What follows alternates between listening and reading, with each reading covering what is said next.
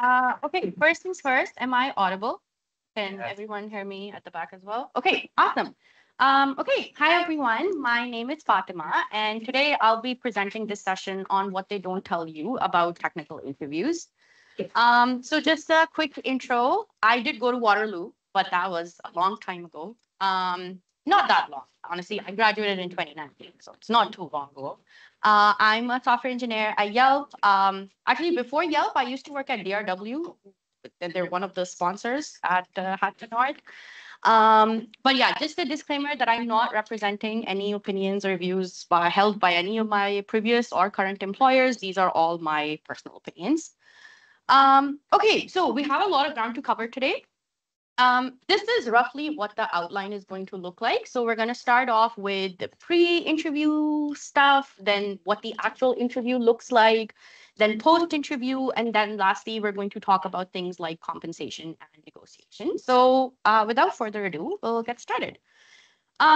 Okay, so before I start talking about the pre-interview stage, we're just gonna do like a quick little exercise. I just want to hear your opinion on how you would rate the messages that I'm gonna show in the next couple of slides. And these are messages asking people for referrals. Okay, so I just want to hear what you think about these messages. Um, let's start with this one. You can raise your hand or however you would want to share. But yeah, how would you rate this message? 10 being fantastic, one being this is horrible. One. Okay, I'm seeing a lot of ones and twos. That's good. This is truly a horrendous message, but this is a message that people do send out. So yeah, this message will most likely be ignored and you'll be ghosted. And a couple of reasons. First of all, it's highly impersonal, right? Like the person sending it didn't even bother including like the name of the person that they're addressing. Like at the very least, please include the person's name. There's absolutely no link to the job posting. There's no resume attached. None of that provided whatsoever. Something that you should always keep in mind is that when you're asking people for referrals, it's not better. You should be providing all the necessary details that will be needed by your referee to refer you. Okay. So this includes a link to the job posting, your resume, or and like your primary email address. Let's move to the next one. How would you rate this message? Again, same scale, 1 to 10. How would you rate this? Yeah, similar. I'm seeing ones and twos, so that is correct. This is not a good message either. It has all the issues that we saw with message one, but this is honestly somewhat worse because you're expecting your referee to do the work for you, right? Like, why are you asking me if there's any open opportunities at any given company, right? That is your job. That is due diligence that you should be doing as the candidate. Um, Last one. How would you rate this one? Same scale. Okay, I see a three. Yeah, four. Yeah, this is slightly better. It does have a couple of the things that we mentioned earlier. It includes a link to like the job posting. But it's still missing your resume. So again, going back to what I said earlier, you want to reduce the amount of back and forth that your referee would need to do. Like you don't want your referee to like send you a message. Oh, can you please send me a copy of your resume? Oh, can you please let me know what is like the right email address to reach you at? So again, you want to reduce the amount of back and forth. Now this message, honestly, I would say this is sort of the best out of the lot. So again, it includes the name of the person that you're addressing. It tells them that okay, I found a software engineering position at your company that I think I'll be a good fit for. There's a link included. You're asking them, that okay, would you be open to referring me? You've also attached your resume, and you ended up with a thank you. So this is, I would say, this is the best out of the lot. Now I want to be very, very honest with you in this workshop, and whatever I'm gonna say, I'm not making any of this up, and I say this because for the past 5 years or so, I've worked with a lot of new grads, with people trying to break it into tech. in this market, the usual networking strategies that you've seen on social media might not work. Like you might open Instagram or TikTok or whatever it is that you young folks use these days, and you might see this advice that okay, like just network. Networking is it's gonna get you those referrals. Referrals are the most important thing in the world. But I've I've I've chatted with a lot of candidates and I've heard this a lot that okay, oh, we're networking, we're doing everything that we've been told to do, but we're still not getting those results, right? So that's the first thing that the referral strategy, sending out messages in bulk, it might not be working. And there's a couple of reasons behind that. First of all, in this market, referrals are being given out like hotcakes. And this doesn't necessarily mean that the people giving out referrals are very generous. It's just that there's incentive for someone who's referring you as well. Referral bonuses can be very generous. Secondly, something to keep in mind is that referrals aren't all that useful at the new grad level, because at the new grad level there's just going to be very few people who can actually testify for your skills, right? Like at that point, you obviously you don't have any full-time experience. So there's rarely going to be a couple of folks who can really say that, yeah, I have worked with this person and I can I can testify for their skills. And then lastly, people, I think again, also forget that when someone refers you, they're asked, like as the referee, whenever I refer someone, I'm asked how I know this person. So if it's just a stranger on LinkedIn, you have to realize that that referral will carry less weight as opposed to if I'm referring someone that I have personally worked with, right? So I just think that as a candidate in the market right now, just make sure you understand how referrals work behind the scenes. I'm not saying referrals don't work. However, there is a caveat here. Yeah, referrals are they're more powerful beyond the new grad stage. So at the new grad stage, you might have like 10 or like a dozen referrals and none of them might pan out. Okay. So again, it's important to understand how referrals work behind the scenes. Okay, let's do some simple math.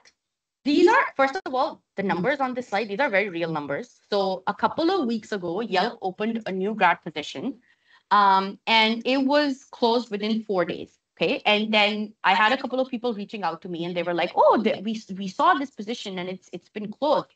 So I reached out to a recruiter and I asked them, I was like, okay, what's up with this application?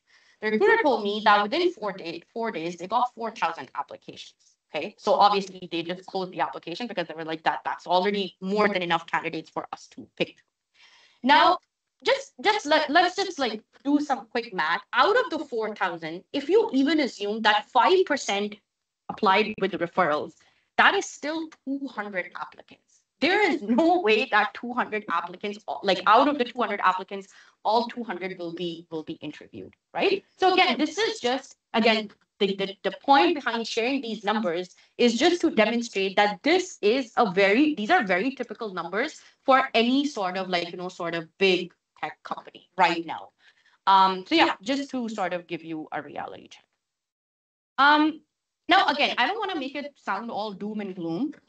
This absolutely does not mean that you should stop networking, but I do want to make it clear that I think in this market, we've sort of done an injustice to networking because we've reduced networking to just asking people for a referral, right? That's not what networking is all about. First of all, you don't start networking when you need a job, when you're in the market. That's the first thing that I see people go about incorrectly. Like they'll like for example, right now, it's the fall recruiting season, they'll start networking right now. Like that's already too late for you to be networking because the kind of networking that's going to get you results and that's going to get you referrals that carry any sort of weight is networking where you've built genuine connections with people. And like, please underline that, highlight that, but that is what people are missing out on right now. We think networking is all about, let's say you're applying for a job at Microsoft, find 30 engineers working at Microsoft, reach out to all of them, send them like this generic sort of message, hey, I'm XYZ, this is my background, can you please refer me? That is not networking. That is you reducing networking to a very transactional thing between two human beings, right? So the networking that's going to get you results is the networking that you do well in advance and you try to build a genuine connection with people, right? So for example, right after this workshop, I'm just giving you a rough example. Right after this workshop, you come talk to me. You introduce yourself. You tell me that, okay, this is my background. Hey, I'd love to stay connected. I'd love to chat with you afterwards. Or, oh, I have a, I have a couple of questions with regards to like your career, your journey, so on and so forth. Okay, we have that initial conversation. And in that conversation, you ask me for some advice. I give you that advice. That's all. That's all well and good. Now, you've established that connection with me, right? It went well. Now it's about keeping that connection going. So maybe once in a while you comment on something that I post on LinkedIn. Maybe once in a while you send me a message after a couple of months and you're like, oh, Fatma, I talked to you a couple of months ago. You gave me this advice. I implemented it. I got like some great results off of it. I just wanted to thank you, whatever. Maybe you start working on some really interesting project. You send me a message. Hey, Fatma, I was just wondering if you'd like, check out this project that I recently was working on. That is you building genuine connections. Okay. And that is the kind of networking that's going to get you results. Now, if you keep this up, like maybe if you're, I don't know, in your junior year right now, by the time you get to your senior year, I actually kind of know you, right? I know you better than a random stranger off of LinkedIn, right? So that's what I want you to keep in mind. Please stop, like, reducing people as just a means to an end. That is why, like, most of the advice that you're seeing regarding networking is not working in this market. Lastly, be prepared to be told no. It is absolutely within your referee's right to simply tell you that, they'll be unable to refer you for a given role. Lastly, this is good. I would say this is like a good way to connect. I usually like, when you're sending out messages to people on LinkedIn, unless you have email, and even then, what you only get like 5 messages a month or something. But let's say, like, you're just trying to connect with someone and you want to include like a connection note. This is like a good example that you can use. Find like something that I really like when people are reaching out to me, or if I'm reaching out to someone, is that like find some point of commonality, right? Maybe you like something they posted on LinkedIn, or maybe they post on YouTube or some Instagram reel, or maybe you read some research paper that they published, whatever. But it's always good to find a point of commonality. That's going to make the other person actually feel compelled to connect with you. Just some final thoughts on networking. Honestly, I don't think there's anyone that can give you a strategy that's going to work 100% in this market. This is a pretty unprecedented market. What I recommend is use a hybrid approach. Like start with networking, see how that goes. If you feel that, okay, yeah, it's not getting me the sort of results that I want, maybe you can pivot to like sort of cold applying. My best suggestion would be, again, use a hybrid approach. Keep a good mix between networking but cold applying as well.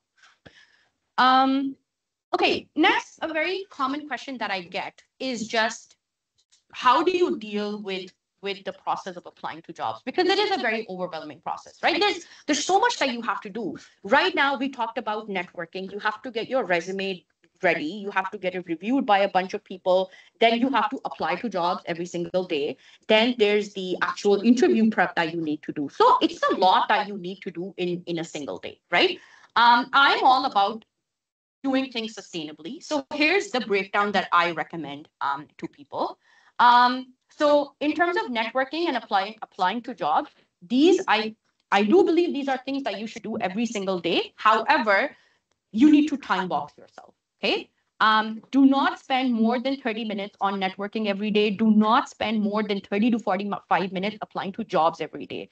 Like if you spend more than that, honestly, I've met candidates who've come up to me and they've been like, oh, I spend 4 to 5 hours every day just applying to jobs. I'm so frustrated. I don't know what I'm doing wrong.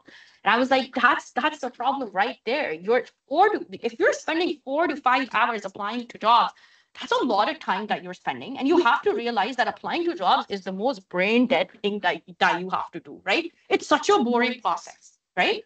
So again, time boxing is the name of the game. Do not spend more than 30 to 45 minutes applying to jobs. However, do it every single day. For your behavioral interviews, here's what I recommend. And we're going to get into all these different styles of interviews in the next section, but just how to prep for them in a sustainable manner. Start off by creating a Google Doc and just do it like this dump of any sort of behavioral question that you can be asked. Obviously, you can find tons of lists online. I'll share a list as well. And you can also find questions by using like a specific company name. Once you have a list, start writing outlines for each question. Okay, so for example, a typical behavioral question can be around, oh, can tell me about a time where you failed at something, or can you tell me about a project that you're really proud of? For each question, start writing out like an outline. Now, the point here isn't to memorize the response. Okay, you don't want to sound very robotic in your responses. You want to sound natural. You want to sound human. The point of the outline is that this just helps you remember the key points that you want to cover in a given response. Address one question every single day, but again, not more than 30 minutes. Okay. Similarly for LeetCode, here's what I recommend. Start with any list of questions, whichever one you want, whether you're doing it through LeetCode or whether you're following like something like Blind 75 or 150. For easy problems, spend at most 30 minutes per question. Now, when I say 30 minutes, that means from the time you start reading the question to the time where you're like, okay, I'm done now. I've tried my hand at this question. This is all I can do. But not more than 30 minutes. Once 30 minutes are up, go straight to the solution and move on with your day. For mediums, up to 45 minutes. Again, I say this because you want to keep a balance between giving your brain that time to develop your problem solving skills, right? Problem solving skills take time to develop. So this is the 30 minutes and the 45 minutes. That's when you're giving your brain the opportunity to do that. But at the very same time, like let's say if you have an interview coming up, you cannot be spending 2 hours on like one problem, right? That's not efficient. You're not going to cover a lot of questions that way. Yes. Did you say these or like standard or more like or what do you mean thinking wise? Because like I think LeetCode was for standard, I guess, in terms of algorithms. But what about simple like code courses or third? It would be more LeetCode style, I would say. Okay. Yeah. But yeah, so again, time boxing is the name of the game. Okay, once that time is up, go straight to the solution. And again, just move on with your day. One thing that I recommend for LeetCode is to keep a spreadsheet of the questions that you've attempted. So the spreadsheet is very simple. You write down what the question was, and then in like 1 to 2 sentences, just summarize what the trick was. Okay, was it like sliding window or 2-pointer or whatever the trick to the solution was. And the point of keeping this spreadsheet is you want to do spaced repetition. So what that means is that every couple of days or every week or every 2 weeks, you review that list so those patterns start sinking in. That is literally all LeetCode is about. It is about recognizing those patterns. The more you sort of, again, the more you the more of an opportunity you have against those patterns, the quicker you're gonna be in terms of identifying them. So that's another thing that I really recommend doing as far as LeetCode style problem solving is concerned.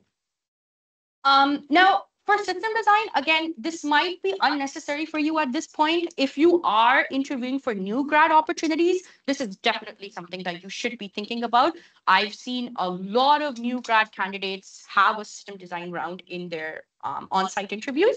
If you're an intern, this is most likely you're not going to have a system design interview.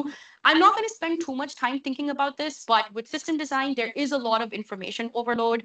Again, if you have questions about this, I'm more than happy to answer them after the workshop. But again, for system design, please do not spend more than 1 hour studying for it every single day. Now, if you've been keeping up, in total per day, this adds up to about 4-ish hours. Now, obviously, during the work week, this is completely unrealistic. Like I'm assuming that you're in school or you're doing an internship or something else. Obviously, this is completely unrealistic. Here's what I recommend. You can sort of structure your weekdays differently from your weekends, right? So for example, maybe you keep the weekends for sending out networking messages and studying for system design. But then you can keep your work week for the behavioral and the LeetCode prep. right? Like I said, for your behavioral interviews, you're spending 30 minutes every day. Similarly for lead code prep, anywhere between 30 to 45 minutes. I think during the work week, again, very doable. Yes. Like, I know you mentioned you work at DRW as well. For those, they often have like an additional mathematical component. So how would you recommend we go about like studying and preparing for that, especially when they have like various categories of questions like probability as well as lineage and calc as well? That's a good question. Can I come back to that after? Okay. Okay, yeah. So again, like the bottom line is that you just have to find the permutation that works for you. But what's important is that you keep progressing in all areas. Okay. You don't want to make it to your interviews where you're very confident about your lead code skills, but for behavioral interviews, you're like, I don't know what I'm gonna do. I've never thought about behavioral interviews before this day. Okay, next we're going to talk about what the actual interview process looks like. Now, the interview process that I have on this slide here, this is sort of what it looks like for big tech companies or like more established tech companies. Obviously, for startups or for smaller companies, it could look very different. So usually it starts off with like an OA, so an online coding assessment. And then depending on the outcome, there can be either a behavioral or a technical round. The behavioral would be, with someone like an engineering manager, and the point would be to assess a cultural fit. The technical round will be like a standard lead code sort of round. You'll be given a question. You will have 30 to 45 minutes to solve it. If you make it past all of these, then you make it to your on-site, which is the last and final part, but it is arguably the longest and I think most difficult part. It can be anywhere between 4 to 5 hours. It varies a lot by company. It's a combination of technical, behavioral, and system design rounds. There can be anywhere between 2 to 3 technical rounds, 1 system design, and then 1 to 2 behavior rounds.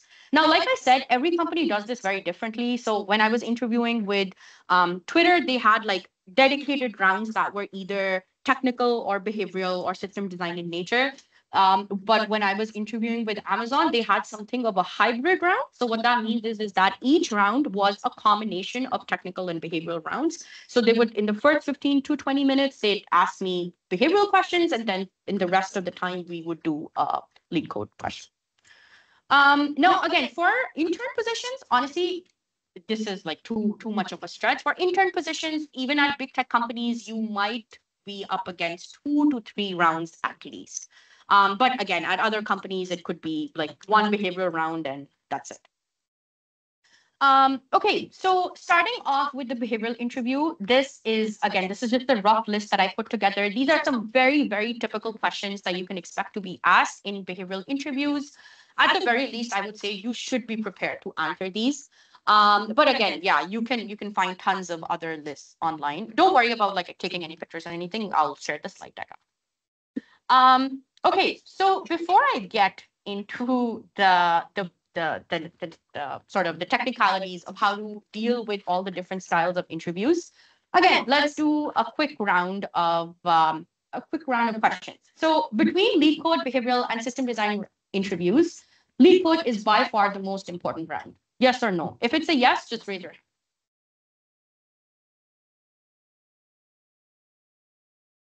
Okay. That's actually not true. And that is a very big misconception that people have. I had that as well. I would honestly go as far as to say that you have to perform consistently across all rounds. I've seen a ton of candidates who did fantastic in their lead code rounds, but if their performance isn't as like up to the mark in behavioral, especially behavioral interviews, they won't get an offer. But again, we'll get into that. Yes. My question: would the inverse be true? Like, let's say you really get behavioral, but then like maybe like mid at lead code. Do you think like that would work as well? I'm gonna get into that in the next couple of slides. Yeah, I'll come back to it. Okay, next. For your behavioral interviews, keep your responses short and sweet. It's a good sign if the interview ends early. It just means that you're valuing the interviewer's time. Yes or no? Okay, I'm glad we agree on that. Yeah, it's a bad sign if the interview ends early. Again, I've been in tons of interviews where I ask a candidate a behavioral question and I get like a 1 or 2 liner response. That's bad. Okay, it's a bad sign if your interview ends early. Okay, so I'm going to start with the specifics of behavioral interviews. First things first, please be honest. Do not fabricate experiences. It's okay to do like little changes here and there, but please don't share something that is completely fictitious. I assure you that your interviewer will be able to figure out that you've made this story up. Okay. And the reason why they're going to be able to figure out is because one, they deal with a lot of candidates, and B, interviewers always ask follow-up questions. Okay. So, like, let's say they ask you that, oh, tell me about a challenging project you worked on. You share something that's completely fictitious. You best bet they're gonna like get into the details of that project. Oh, who were you working with? You mentioned this XYZ tech stack that you were using. Why this tech stack? Why not something else? So they really like, they really grill you. They really want to get to the bottom of your stories. So it's not worth it to share something that is completely made up. Secondly, be a good storyteller. And again, like, you'll hear of the star format. There's a bunch of other formats that you can use. I'm not going to endorse one or the other. The bottom line is you just have to be a good storyteller. Behavioral interviews can be anywhere between 45 minutes to an hour. And in an on-site, you can have multiple behavioral interviews. In my on-site with Yelp, I had two. So that means you're talking for like 2 hours. You have to be a good storyteller to keep your interviewer engaged, right? If you're not a good storyteller, if your answers are like one or two liners, like your interviewer is human, they're just going to get bored, right? So again, it is important to be a good storyteller. Next, for each category that I showed you on the previous slide, I would say prepare roughly 1 to 3 experiences. Please don't prepare just one experience for like each theme. So for example, if you're thinking around the theme of failure, I would recommend you think of 1 to 3 scenarios. You should have that in the back, right? A lot of the times what happens is that the questions will sort of be repeated by your interviewers. The wording might change, but the central theme of the question will stay the same. I remember when I was interviewing with Amazon, and again, I was like very new to technical interviews then. There were 4 rounds in the on-site. And like I said, each round would start with a round of behavioral interviews. And in each round, the interviewer always asked me something around like failure. And by the 4th round, I just felt so awkward repeating the same story over and over again. So that's why I always recommend that you should have like sort of multiple experiences in the bank that you can sort of leverage if if you're asked a question with that you've already addressed before. Next, show what you've learned from your experiences, even if they were failures. You know how like you're always asked, oh, what's a weakness of yours? Like, please don't say something that I'm a perfectionist, I work too hard. Those are bad responses. They genuinely want to know what's the weakness that you have. The point here is that you want to show a growth mindset. If you say that, oh, I'm not good at I'm not good at communication, that is you showing a fixed mindset. You're basically just like you're acknowledging that, yeah, I suck at communication, but hey, there's nothing I can do about it. However, if you say that, yeah, I've noticed that when I'm addressing a non-technical audience, I can sometimes struggle with my communication, but this is something that I'm actively working on. I've gathered feedback from my colleagues. This is how I'm addressing it. I've taken I've signed myself up for communication workshops to address this exact issue. This is you showing a growth mindset. And that is exactly the point of questions like these. You want to be honest, you want to be transparent, but at the same time, you want to show that you're someone that learns from their mistakes and actively works. Okay.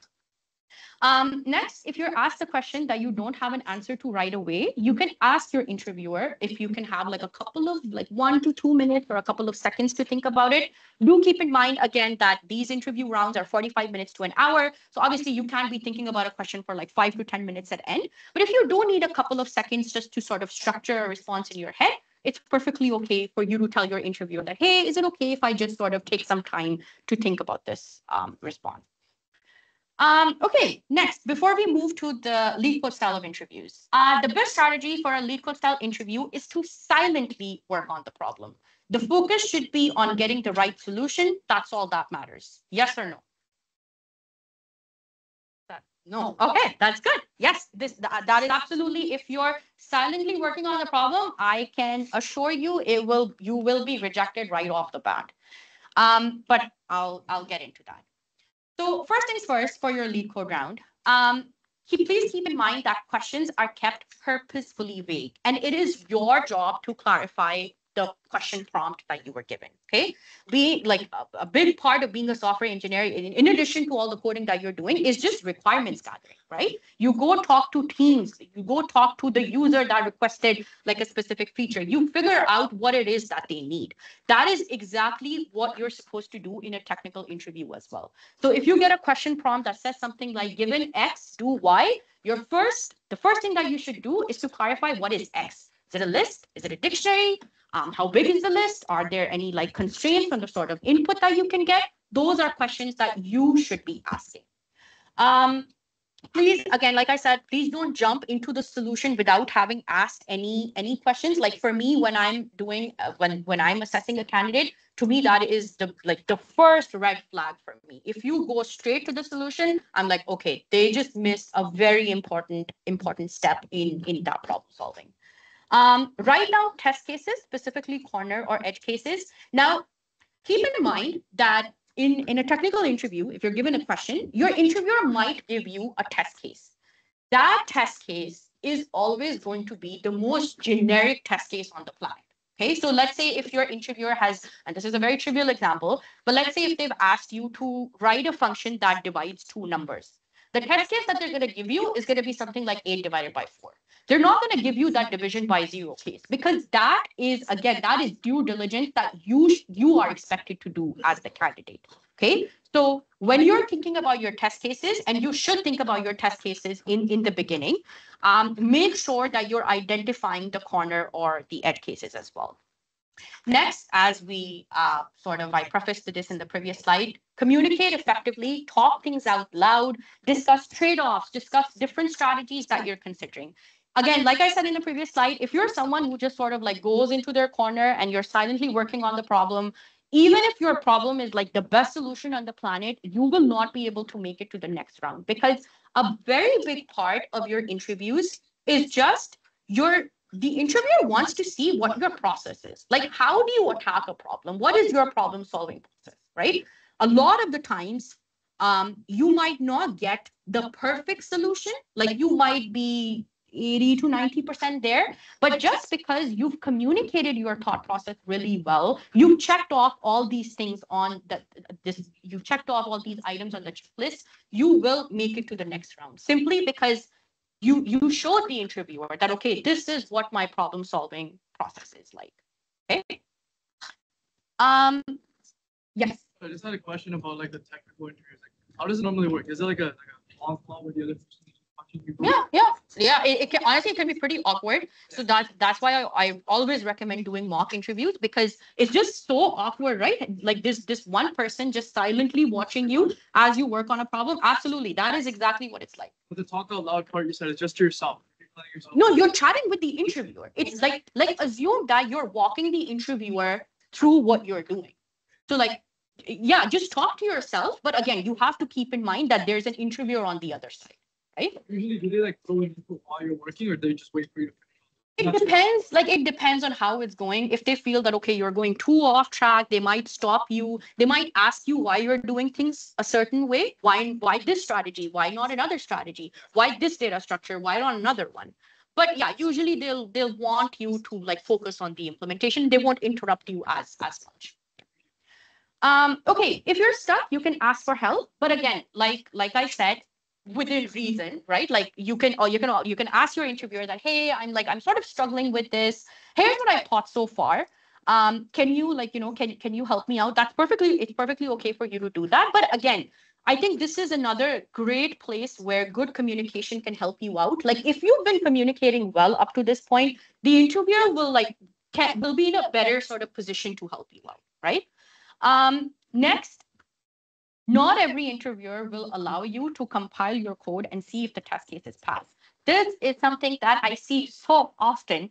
So what will happen is that, so for example, when I'm doing mock interviews with candidates, first of all, I ask them to do a mock interview in a Google Doc. I never give them the opportunity to use an IDE or anything else of that sort. That's actually how Google does their interviews as well. So I think that's a great way to just sort of see how well do you know how to code without the, without all the benefits that IDEs offer. Now, something that I see so frequently is that once the candidate finishes, like they finish their solution, they'll just like hit the run button over and over again until they figure out what is the problem with their logic. Do not do that. If you're someone, if any interviewer sees that you're just like sort of abusing the run button, you're relying on the run button to figure out what is the problem with your logic, that is a huge red flag, because you're basically telling the interviewer that you don't know how to debug your code without using all of these fancy tools. Okay, there is nothing wrong with using a debugger. I'm just telling you that in an interview scenario, you might not get those tools. You might not have those tools at your disposal. Okay, so once you're done your solution, the first thing that you're going to do before you tell the interviewer that you're done is that you're going to step through your code line by line. And when I say line by line, I mean line by line. Pick a generic test case that you identified earlier and start stepping through your code. The point of stepping through your code is that you want to trace how the values for like each variable that you have, how are they changing? And is the logic behaving as expected? A lot of the times, how it is when we work is that we write down something, we're like, yeah, this will work. We just like, we do it mentally and we're like, yeah, this will work. But I can assure you that there will be problems with your logic. But this is how you figure out what those problems are, okay? Okay, so next for your system design rounds, again, I'm not going to get into too many details here. I recommend drawing diagrams or like class diagrams if the question is about object-oriented programming. Let me just talk about system design rounds very, very quickly in case you're not familiar with them. So system design rounds are sort of very high-level discussions that you have with your interviewer. A typical system design round can be something like, design the Twitter API or design Instagram. Now, I know that is a very terrifying question if you're not acquainted with system design rounds right now. Obviously, they don't expect you to design out the whole thing within an hour. With these interviews, again, like the interviewer will sort of tell you that, okay, this is what I want you to focus on. Maybe it's the database setup. Maybe it's how you implement caching, things like that. But yeah, that is essentially the theme of system design interviews. Just one last note that I want to make for technical interviews is that, like, if you're someone that's very nervous about your technical interviews, I would highly, highly recommend that you watch real life technical interview videos to put yourself at ease. This is something that I did, and honestly, it really, really helped me out. And the reason why I recommend it is because I think at this point, and again, social media sort of makes it worse. When we think about interviews, we sort of have this expectation of like perfection. As far as a candidate is concerned, right? We think that, we have to be perfect. Like if we're anything less than perfect, we're not going to get that offer. And that's not true. I have so far, I have told you the red flags that I watch out for, right? But something like, for example, a candidate stuttering in a behavioral interview. I've stuttered so many times just in this presentation alone, right? And that's a very normal thing to do. Just like repeating yourself, asking for help. These are all very human, very forgivable mistakes. Okay, so that's why I recommend that just watch actual people and how they sort of perform in actual real life interview situations, because it'll help you realize that, okay, you're not meant to be like this perfect robot that does everything right and only then you get an offer. Okay, so next, moving on to the post-interview stage. Here, I just want to quickly talk about post-interview etiquette. First of all, please always thank your recruiter, regardless of whatever the outcome is, right? Whether you got an offer or whether you got rejected, please always thank your recruiter. If company policy allows, you can ask them for feedback. Now, again, this depends on the company. Big tech will definitely never give you feedback. Like they'll tell you that even before your interviews that we don't share any feedback on principle. That's a part of their policy. But for smaller companies or for startups, they might be perfectly okay sharing feedback. The last time that I was actually in the market, I asked 2 of the companies that I interviewed with. They were like startups and they were very gracious enough to share that feedback. And obviously that feedback is absolutely invaluable. If you still have interviews scheduled with other companies, please let them know of your decision. Don't ghost anyone, don't waste anyone's time, and never shut the door completely. Like even if even if it was a company that gave you an offer, but you didn't accept it, you went with another company, never shut the door completely. Always propose staying connected for future opportunities. This way, not only does your network continue to grow, but the next time that you're in the job market, you'll have some solid places to start. Yes. So for the post-interview etiquette, do you like ask feedback after the interview, like live interview, or do you send an email? Oh, no, not in live. They're not gonna do that. Like not in the live interview, afterwards. Gotcha. Yeah. Okay, and yeah, this is just yes. So just like kind of touching on the same point, like why do bigger companies refrain from giving you feedback?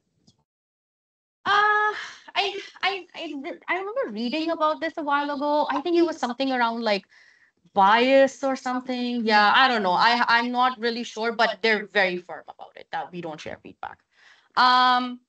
Or even if they do, it'll be something generic like there were just better candidates interviewing right now. So yeah, unfortunately, we won't be able to move forward with your application at this time.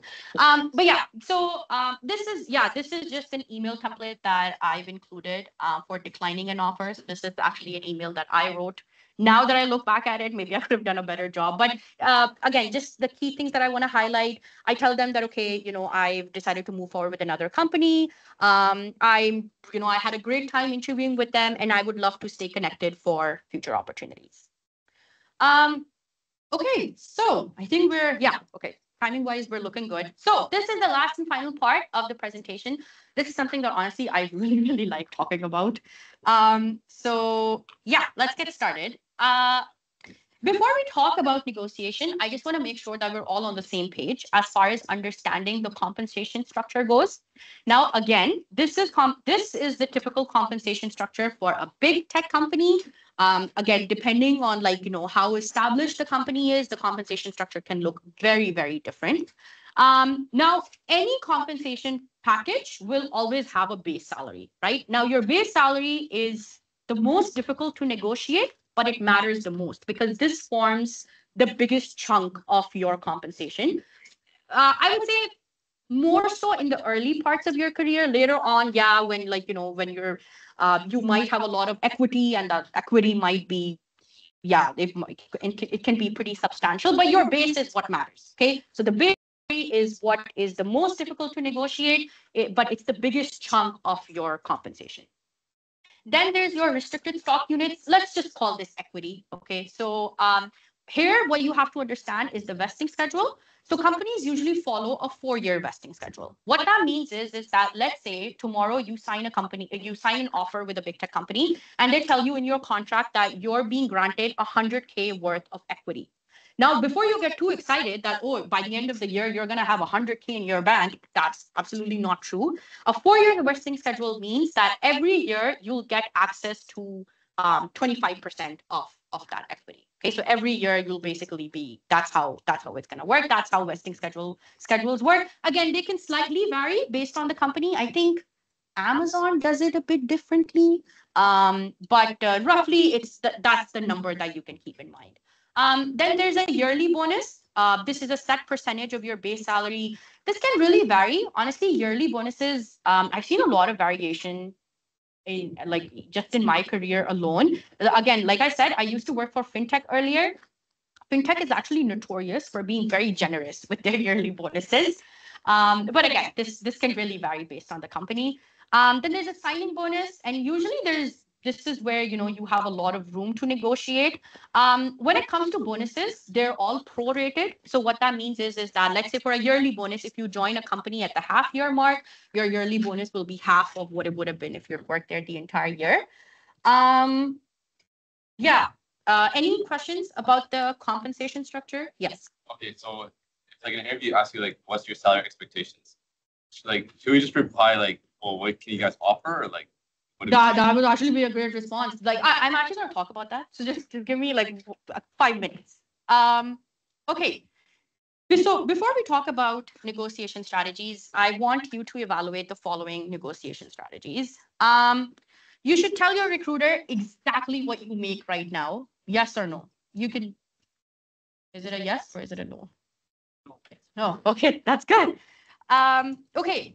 when asked, share random numbers like this, like in terms of like what your expectation is in terms of the compensation. This is not the time to research. This is the time to get what you want. Yes or no? Yeah, that's absolutely true. You cannot be sharing random numbers. There has to be some rhyme or reason behind the numbers. So here's how compensation works. So let's say that there's two candidates who are given new grad offers at a given company. Now there are every sort of level, like for example, the new grad level, the mid-career engineer, the senior engineer, staff, principal, whatever.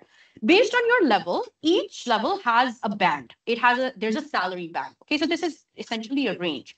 So for example, for a new grad role, the salary band could be anywhere between, let's say, 90K to like 120K. Okay. So this is the band that you can so this is what you can play around with. Okay, now obviously as the candidate, you don't know this. This is not information that you're aware of. The recruiter knows this. What you need to do here is that how you figure out this band or you get some idea of it is by doing research. So again, I'm going to talk about this. You can use something like levels.fyi. I think Levels is an incredible resource when it comes to compensation. Their numbers are very up to date. They also break down numbers based on location. And do keep that in mind. Salaries can really vary based on location. Like what you're making, let's say in Toronto, it might sound, if you compare that to what someone at your level is, let's say, making in California, it could sound ridiculous. But again, that's why you have to keep the location in mind as well. But yeah, bottom line being that you have to do your research. You can't just come up with like random numbers. As a new grad, if the band is between 90 to 120K, you can't ask for like 200. That's completely unrealistic. Next, accept whatever the recruiter offers. This is not the time to negotiate. Yes or no? You shouldn't negotiate, or you should? It depends. Like if you're like a first year, like I don't know, maybe take what you can get. Okay, so would you even try? Like I don't know, it depends. Like, are you like getting a lot of offers or no?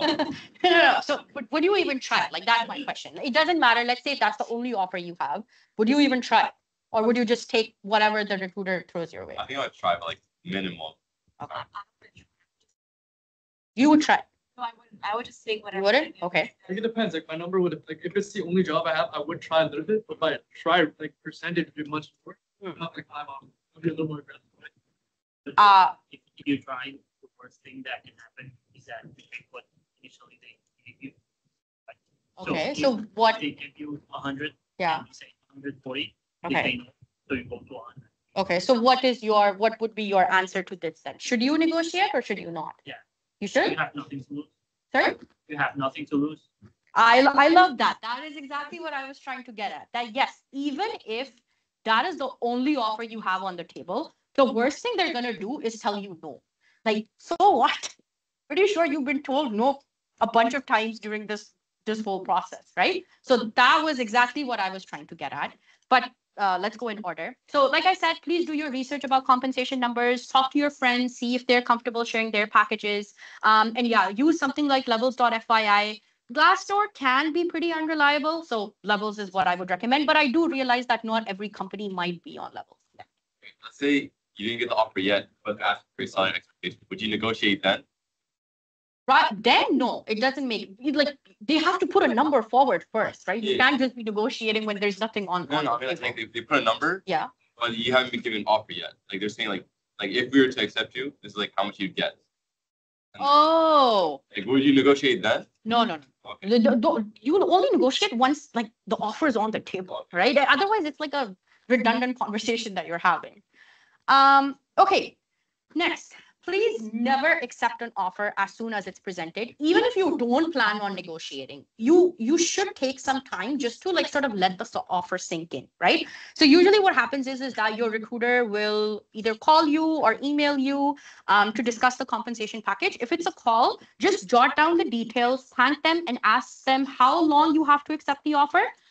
So this is because offers in tech are usually called exploding offers because you don't have a lot of time to accept the offer. You'll get maybe like a week or 10 days. So yeah, just make sure that you're clear on what that timeline looks like. Yes.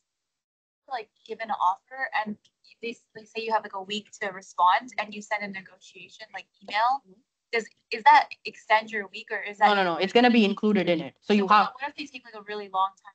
No, they won't. Once they've extended the offer to you, then the recruiter's job is to get you to accept the offer. So then you have their full attention. Okay. So I know like earlier on the recruiter might have been taking a lot of time and all that, but once they've extended the offer to you, then it is literally the recruiter's job to get you to sign it. So you will have their undivided attention.